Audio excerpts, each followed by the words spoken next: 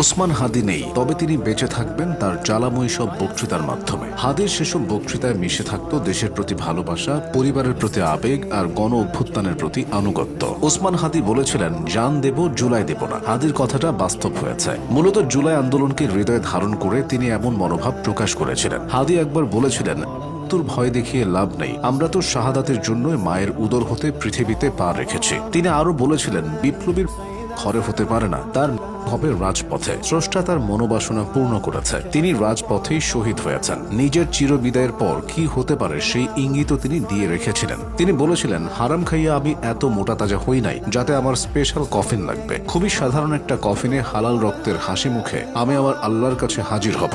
হাদি সবসময় তারুণ্যের কথা বলতেন। টকশো হোক বা ফেসবুক লাইভ, তিনি তরুণদের ধারণ করতেন। এক পডকাস্টে তিনি বলেছিলেন, the person can die, idea can not die. হাদির চিরবিদায়ের পর অনেকেই এই অবস্থাকে পুঁজি করে দেশে অরাজক পরিস্থিতি তৈরি করছে। তবে এখানে মূলত তারা হাদির রাজনৈতিক চেতনাকেই ভুলুণ্ঠিত করতে চেয়েছে। কারণ হাদি সবসময় ইনসাফ অর্থাৎ ন্যায় বিচারের কথা বলতেন। তিনি নিজের শত্রুর সাথেও ন্যায় বিচার করতে চেয়েছিলেন। ন্যায় বিচার প্রতিষ্ঠায় তিনি বলেছিলেন, আমাদের গুলি করার আগে পর্যন্ত আমাদের গায়ে কিছু লাগবে না, আমাদের এক্সট্রা কোনো সিকিউরিটিরও প্রয়োজন নেই, আমাদের শুধু গুলি করে মেরে ফেললে তাকে যেন